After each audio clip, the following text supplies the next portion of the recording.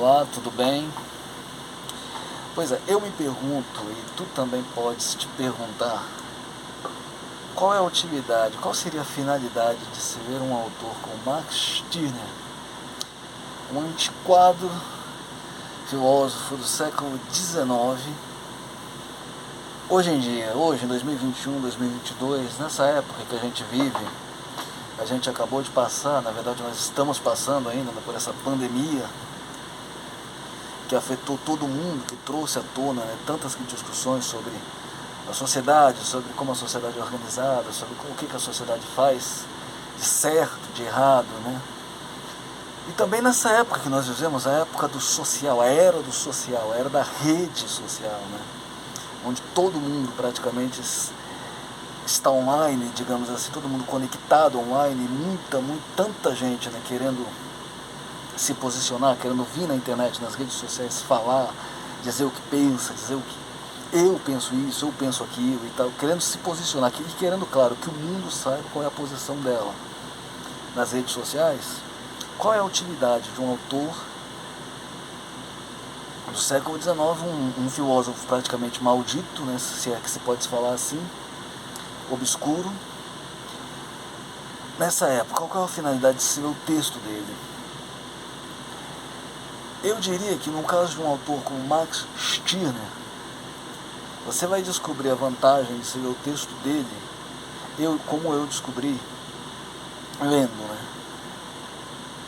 Eu não posso te dizer simplesmente qual será a tua experiência lendo o texto. Você terá que ler por conta própria e assim extrair do texto o que for mais conveniente para ti. Como aliás você deve ler ele ou qualquer outro. Mas para mim a leitura de Stirner é mais interessante, mais estimulante do que qualquer outro filósofo de que eu me recorde, muito embora eu goste de muitos outros. Porque ele abre diante de nós um panorama, ele abre uma perspectiva tão ampla dentro da discussão, do lugar, do espaço do indivíduo no mundo, na sociedade, que eu não consigo encontrar em nenhum outro autor.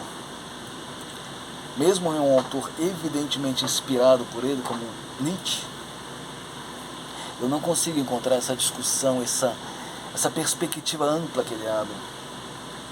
E o mais interessante a respeito de Stirner é que ele é um pensador que vai na contracorrente de praticamente tudo. Então, quando você lê o texto dele, você tem essa impressão de que ele está, vamos dizer assim, em guerra contra tudo e contra todos. Essa é uma impressão artificial, uma impressão superficial. Mas o legal de Max Stirner, entre todos os outros pensadores, inclusive dentro da escola, né, a escola hegeliana da qual ele fazia parte, querendo ou não, é que ele não se posiciona diretamente dentro daquele espectro que você imagina, em que a pessoa está do lado disso ou do lado daquilo, que a pessoa defende esta ou aquela ideia, digamos assim, comunismo, socialismo, capitalismo, direita, esquerda, democracia ou realeza, coisas desse tipo. Essas dicotomias, esses conceitos díspares em que geralmente a gente vê os pensadores se posicionarem. Geralmente o que a gente espera de um pensador é que ele se posicione ab início em defesa dessa ou daquela ideia. E geralmente eles já se posicionam assim ab início, exatamente talvez para dar ao leitor a certeza de que ele pode saber o que esperar daquele autor, daquele filósofo. Então você lê um pensador tal ou tal, sabendo mais ou menos o que ele vai te oferecer. O Stirner já não é assim. Embora você leia o texto dele, embora você tente, né, conforme você vai lendo o texto, extrair dele uma posição e enquadrá-lo, categorizá-lo dentro de uma posição, você vai tentando associá-lo, por exemplo, com egoísmo, individualismo, subjetivismo, anarquismo. Conforme você vai vendo o texto dele, você percebe que quanto mais você tenta rotulá-lo, mais ele te rejeita. Mais ele rejeita os rótulos que você tenta atribuir a ele. Então, ele é um filósofo, ele tende a ser decepcionante para muitas pessoas que já esperam, desde o começo, uma posição firme e fixa em defesa de uma ou outra ideia. Especialmente na época em que nós vivemos, como eu disse, todo mundo vem na internet, né, usa as redes sociais para se posicionar, para dizer eu penso isso, eu penso aquilo, eu defendo isso, eu defendo aquilo. Você tem um pensador que não te oferece nenhuma posição definida dele sobre nada. Então ele critica, ele analisa, ele está inserido dentro do contexto da Europa, da Alemanha no século XIX, levando em consideração as discussões, todas as discussões que aconteciam na época em que ele viveu e que ele escreveu The Einzig und sein Eigentum. Então, claro, tanto as ideias que ele discute quanto o estilo dele são parte daquela época. Ele não poderia evitar isso. Mas apesar disso, o que ele faz é exatamente, ele consegue se colocar à parte apenas das discussões temporais, das discussões específicas do tempo dele, e apresentar uma visão das coisas que é atemporal, vamos dizer assim, universalista, no sentido de englobar, assim, de ser aplicável a épocas e a locais muito diferentes da época e do local dele. É difícil você encontrar um pensador a qual você possa atribuir essa qualidade. Na verdade, grande parte deles acaba ficando, com o passar do tempo, seus escritos, né, acabam ficando inexoravelmente datados, especificamente por isso, porque eles são pensadores daquela época, daquele momento, né? Nós podemos pensar em Marx, Freud, Schopenhauer, Kant, Hegel, todos, embora grandes filósofos, grandes pensadores, né? Mas nós podemos pensar neles como circunscritos a uma época, né? Muito embora as questões que eles tenham trazido para o campo do pensamento humano continuem em vigor, continuem em discussão até hoje. Mas uma vez que você tenha essa questão delimitada, digamos assim, de que você defende esta ou aquela ideia, que você defende este ou aquele ponto de vista, inserindo isso dentro do contexto da sociedade social civilizatório da Europa, que sempre, né, foi um lugar, um continente onde sempre se entrou muito nessas discussões filosóficas, assim, aprofundadas sobre a condição humana desde a época dos gregos, né? Quando você traz uma questão assim de um pensamento mais livre, mais independente, que você não se prende a conceitos, não se prende a regras, a mandamentos pré-estabelecidos, o texto acaba dando essa característica acaba dando ao texto uma atemporalidade muito interessante. Eu diria que ler Max Stirner, hoje em dia, em 2021, 2022, a época que nós vivemos, né, é uma experiência incrivelmente libertadora para o indivíduo. Não apenas porque o cerne da questão, né, o foco principal é a questão individual, é a questão do sujeito, né, a questão do eu, né. Muito embora nós sempre vamos atribuir a Stirner uma qualificação, uma qualidade que a gente quer atribuir a ele, mas que ele mesmo não aceita, certo? Como eu já disse, ele rejeita os rótulos, ele rejeita as categorias que você tenta inserir ele. Você lê o texto convencido de que você vai encontrar um pensador anarquista, e você vai, conforme você vai avançando na leitura, você vai confirmando a sua visão de que ele é um anarquista. Só que ele mesmo, se você parar para ver com bastante atenção, ele rejeita esse rótulo de anarquista. Ele rejeita também o rótulo de egoísta. Então, na verdade, ele é uma espécie de arqui-livre pensador e arqui-rebelde dentro da filosofia. E talvez isso explique o fato dele ter permanecido durante tanto tempo como um pensador maldito, como um pensador quase ignorado. Apesar de ter tido o pensamento dele uma influência muito marcante sobre Nietzsche, o próprio Nietzsche nunca admitiu que tenha lido, que tenha tido contato com Stirner em nenhum momento, e não faz nenhuma referência a Stirner nos seus textos, mas isso talvez se explique, claro, porque, como eu já disse, Stirner não admite ser categorizado. E ele também não quer ser um ídolo, não quer ser o porta-voz de uma geração, não quer ser o porta-voz de ninguém. Ele fala por si mesmo.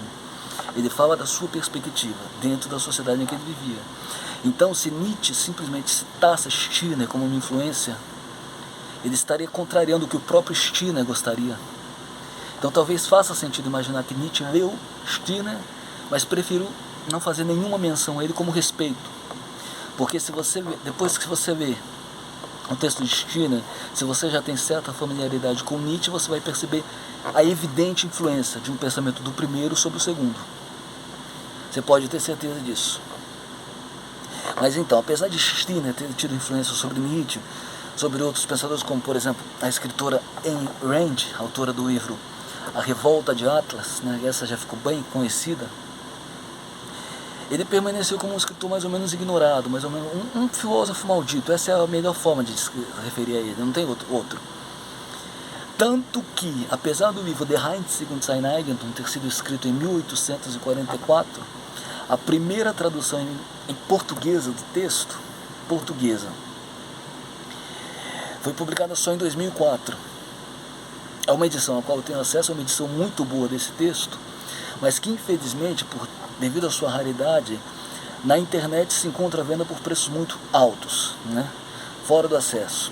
Existe também, destina uma edição brasileira da editora Martins Fontes, mas essa edição infelizmente encontra-se atualmente esgotada. Aí você pode me perguntar, se você está recomendando, digamos assim, a leitura de Stirner, como é que a gente vê se a edição portuguesa é caríssima e a edição brasileira está esgotada, né? Para mim, o ideal para ler Stirner ou qualquer autor é ler o texto original. Porque no texto original você encontra as palavras do autor, as ideias do autor, do modo como ele escreveu, levando em consideração a linguagem e a expressão da sua época. Por mais que você queira traduzir o espírito do autor em outra língua, geralmente fica alguma coisa pendente. Mas como o alemão não é exatamente a língua mais acessível do mundo, não é uma língua acessível como o inglês, se você ficar para ver o texto dele apenas em alemão, se você tiver que ver o texto apenas em alemão, provavelmente o livro você não terá acesso ao livro. Então, como eu simplesmente não vou usar esse canal para ficar lendo o texto, nem em português nem em alemão, porque eu acho isso uma coisa extremamente fastidiosa e cansativa. Então eu realmente não sei como dizer para você como você vai ter acesso ao texto, né? Eu estou apenas comentando a questão do texto, qual seria a validade, a importância de ver um texto como esse, certo? Para não me alongar demais, como eu pretendo falar sobre Stirner em outros vídeos, vamos trazer essa questão aqui, né? A importância do texto dele é que ele é um texto atemporal, totalmente atemporal, porque Stirner, como eu já disse, ele se posiciona na sua época, mas ele se posiciona contra todas as questões que estavam em voga. E ele é um autor extremamente iconoclasta, em que ele não admite praticamente nenhuma autoridade sobre o indivíduo. Essa é uma visão que para muitos é romântica, né, que leva a visões anarquistas, de sonho, de pessoas libertárias, sonhando com um mundo onde elas não vão ter nenhuma marra, nada disso. Na verdade, a China não postula um mundo onde você vai estar livre de autoridades, livre de coisas que estejam acima do indivíduo. Ele não postula esse mundo. Na verdade, ele não postula mundo algum, né? Ele simplesmente descreve o mundo como ele é. Mas, enfim, como ele traz essa questão do indivíduo e como ele questiona todas as autoridades, todos os conceitos pré-estabelecidos, né? Todos os ídolos, né? Todos os mártires, né? E como ele subjuga tudo a questão egoísta, a questão de fundo, de base, é o egoísmo, é a sobrevivência, é aquela questão animal mesmo, de que cada um busca apenas o próprio bem, a própria conservação, mas emoldura tudo isso com palavras, com textos, com conceitos supostamente elevados, como Deus, a nação, a humanidade, o altruísmo. Emoldura tudo isso, mas por trás, né, subsistindo sempre, né, a questão do egoísmo, a questão do indivíduo que quer se manter, que quer sobreviver a todo custo. Ele traz uma perspectiva para o indivíduo muito libertadora, né? Porque naquela época e hoje, né, nós vivemos subjugados, digamos assim, por conceitos maiores do que nós. Mas ao mesmo tempo que nós percebemos que esses conceitos pairando sobre a nossa cabeça, nós sabemos que todas essas ideias, por mais elevadas que sejam, elas se subordinam na essência à existência mais básica, né, mais primitiva, mais pura e simples. Nietzsche também traz essa ideia, Nietzsche também desenvolveu muito essa ideia, né, de que o indivíduo, o ser humano, ele cria muitos conceitos, né, muitas ideias, ele cria muitos disfarces para si mesmo, mas no fundo está ali, né, no cerne de tudo está aquela questão, a luta para se tornar mais forte, a luta para sobreviver, para se garantir, né. Só que Stirner traz isso de uma forma em que ele te isenta de qualquer culpa, digamos assim, por ser quem tu és e te preocupares com o que tu te preocupas. Então, ao invés de ele tirar de você, digamos assim, aquela preocupação, aquela obsessão com Deus, com a sociedade, com a humanidade, e te jogar num egoísmo, digamos assim, nihilista, onde você não tem a quem recorrer, afinal de contas o indivíduo não consegue viver se não for junto com a sociedade, e Stirner sabe perfeitamente bem disso. Ele te apresenta uma perspectiva mais, assim, digamos, positiva. Pelo menos a minha interpretação de Stirner é totalmente positiva, não tem nada de pessimista, nem de nihilista, no sentido de que o mundo acabe, o mundo é uma desgraça, o mundo é uma maldição. Não. O mundo é como ele é. O mundo é como ele é e como sempre será. Ele é como ele é, como sempre será, como sempre foi. Ele nunca deixará de ser o que ele é, não importa o que a gente faça. Então, na verdade, nós não temos por que pedir desculpas de ser o que nós somos. Não temos por que nos envergonhar de ser o que nós somos. Nós somos o que nós somos animais. A visão do ser humano, a visão biológica do ser humano é totalmente compatível com o que Stirner diz. O ser humano como um animal, como uma espécie animal, preocupada antes de mais nada em sobreviver. Nós não temos por que ter vergonha disso. Não temos por que ter vergonha de colocar a nós mesmos em primeiro lugar. Essa, eu acho que é uma vantagem que Stirner dá a gente, essa visão libertadora. Por isso o texto é muito interessante de ser. E aqui a gente chega no cerne da questão para mim, no que é mais interessante na leitura de Stirner, do que eu acho que é tão estimulante na leitura dele, ainda hoje, em 2022, e talvez especialmente hoje, na época em que nós vivemos. Talvez precisamente pelo fato de nós vivemos nessa época tão envolta em discussões intermináveis sobre ideias, sobre conceitos, sobre como o mundo deveria ser, como as pessoas deveriam ser, no qual nós estamos dizendo, nós vivemos praticamente sendo pontificados o tempo inteiro na internet, sobre como as coisas deveriam ser, sobre qual posição que nós deveríamos assumir. Nós temos um pensador que vem apresentando esse panorama tão livre, né, tão aberto, né, de coisas, só para o indivíduo, digamos assim, né, esse panorama tão amplo para o indivíduo da vida, né, de como a vida é, de como ele pode, vamos dizer assim, se conciliar com a vida tal como ela é, sem necessidade de você ficar tanto idealizando coisas e sonhando com as coisas como elas nunca serão, como elas nunca poderão ser, certo? Por mais grandiosos que sejam alguns pensadores, alguns filósofos, alguns escritores, por mais admiráveis que eles sejam, inteligentes que eles sejam, nós nunca deixamos de ter a impressão de que estamos sendo doutrinados, levados a aceitar uma determinada ideia, uma determinada ideologia, e que se nós não nos esforçarmos ao máximo para nos encaixarmos dentro daquela ideologia, dentro daquela ideia de ser humano que aquele pensador apresenta, é como se nós fôssemos seres incompletos, nós somos seres imperfeitos por isso. Então, digamos assim, você tem o ideal do comunismo, você tem o ideal do socialismo, você tem o ideal do igualitarismo, você tem o ideal do super-homem. Mas todas essas ideias, todos esses conceitos se apresentam a você como coisas que nunca poderão ser internalizadas organicamente, como coisas inatingíveis. Então você pode, sim, tudo bem, você pode dizer, Nós precisamos de ideais para viver, ainda que eles sejam inatingíveis. Mas quando tu paras para pensar, quando tu paras para perscrutar esses ideais e penetrar neles, você acaba percebendo que você não tem nada nas suas mãos, você acaba com nada nas suas mãos. Porque são apenas palavras, são apenas ideais, são apenas sonhos, elucubrações. Então você não tem uma coisa palpável para você lutar. Você pode acreditar assim: um dia o mundo será igual, um dia a sociedade será boa e justa, um dia todos terão oportunidades. Só que tu sabes que esse dia nunca chegará. O que te comprazes, o que faz com que tu goste desse tipo de ideia, é exatamente o fato de que tu sabes que nunca chegará esse tal dia. Então é como se tu estivesses usando tais ideais, digamos assim, para te satisfazer, para te ajudar a te justificar a ti mesmo o fato de tu seres o que tu és. Digamos assim, tu sabes que tu eres um ser, medíocre, mesquinho, mas se tu acreditares que um dia tu serás diferente disso, tu te sentes satisfeito. É mais ou menos isso que eu quero dizer.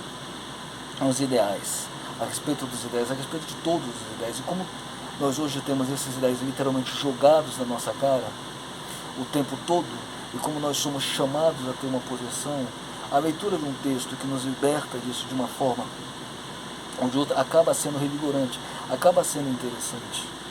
Então por isso eu não consigo ver assim nada de negativo no modo como a Cristina postula a questão do egoísmo, do individualismo, do subjetivismo. E não me sinto inclinado a ver isso como uma coisa sem saída, como um beco sem saída nihilista, certo? Eu vejo isso como algo bem revigorante. Tentarei explicar melhor, mais detalhadamente, um vídeo mais amplo, por que eu acho isso uma ideia tão revigorante, tão estimulante, e sem nada de negativo ou pessimista a respeito dela. Mas resumidamente eu diria que é isso. Eu diria que é um texto que amplia para o ser humano uma perspectiva sobre si mesmo, que abre para o ser humano uma perspectiva sobre si mesmo que é muito libertadora, ao contrário da maioria absoluta dos pensadores com quem eu já tive contato, que sempre vai apresentar a mim, apresentar a nós, digamos assim, uma visão de como as coisas deveriam ser, de como as coisas eram num passado supostamente ideal, de como as coisas deveriam ser, mas de como elas nunca efetivamente são. E quando você para raciocinar sobre o que o mundo realmente é, e como você realmente é, você percebe que você não tem motivo algum para se envergonhar de você nunca conseguir atingir nenhum ideal, nunca você conseguir estar à altura de nenhum ideal.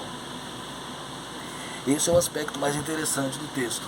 Não se trata apenas assim da questão de se posicionar como um rebelde, como alguém que vai contra a corrente.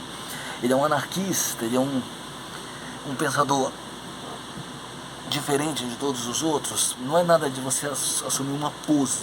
Não se trata de você usar um autor morto há tanto tempo para assumir uma pose, para justificar sua pose. Não, eu não defendo nenhum tipo de ideal e nenhum tipo de posição. Eu não quero te vender nada e também não quero ter um séquito ao meu redor. Exatamente como a China também não gostaria de ter um séquito ao redor dele. Ele provavelmente iria ridicularizar qualquer grupo que chamasse a si mesmo de grupo stineriano, porque ele não admitiria se transformar ele mesmo num fantasma, como ele chamava as ideias que pairavam sobre as nossas cabeças.